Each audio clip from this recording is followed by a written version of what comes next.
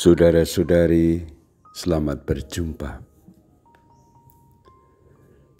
Pada kesempatan ini saya ingin mengajak Anda untuk merenungkan adorasi sebagai saat kita menyembah Tuhan Yesus Kristus. Sebab melalui Dia, kasih karunia Allah menyertai kita semua. Santo Paulus dalam surat-suratnya sering sekali atau bahkan selalu menyampaikan salam, dan salam itu selalu berkaitan dengan salam yang berupa kasih karunia Allah yang telah disampaikan kepada kita melalui Yesus Kristus Putranya Tuhan kita, dan dimohonkan agar itu selalu menyertai kita semua.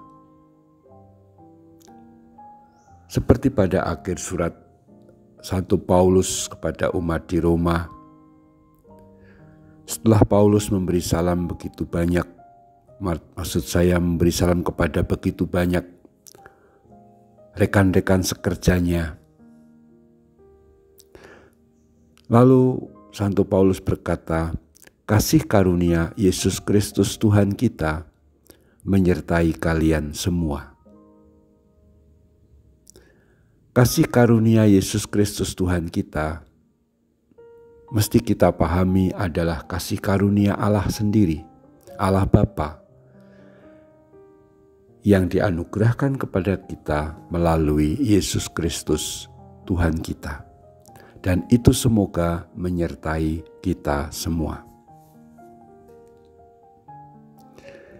Kita dalam hidup ini ada banyak keprihatinan, ada banyak beban, ada banyak kesulitan, ada banyak tantangan.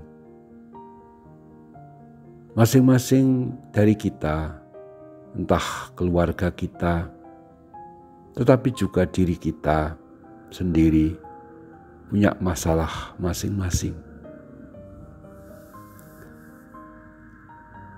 Justru inilah saatnya ketika misalnya adorasi saat ini kita menghaturkan doa-doa permohonan agar Tuhan sendiri menyertai kita untuk menyelesaikan persoalan-persoalan itu.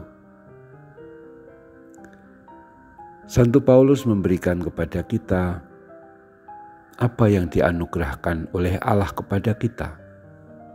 Itulah kasih karunia Allah.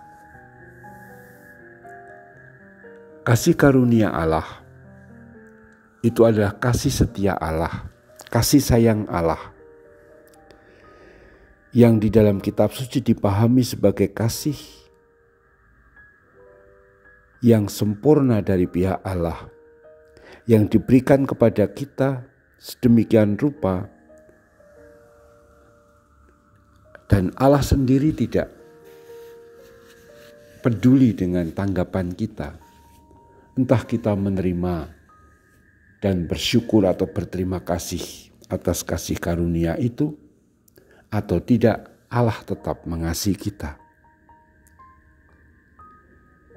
Dalam bahasa Ibrani kita mengenal kata hesed, artinya kasih karunia itu. Hesed artinya kasih karunia Allah yang diberikan kepada kita, yang dianugerahkan seluruhnya kepada umatnya, tanpa Allah sendiri peduli dengan tanggapan kita.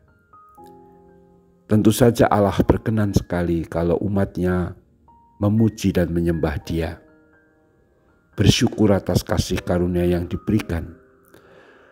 Tetapi jika orang tidak setia seperti umat Israel yang berkali-kali jatuh dalam dosa, Allah tetap mengasihi mereka.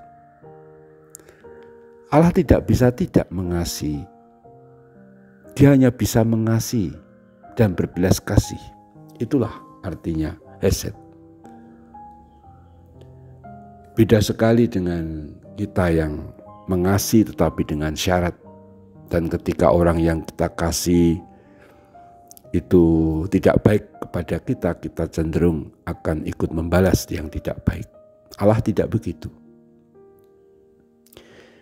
Bukti yang paling nyata adalah Yesus Kristus putranya yang hidup di dunia, yang berkarya wafat dan bangkit hanya untuk keselamatan umat manusia yang penuh dosa ini.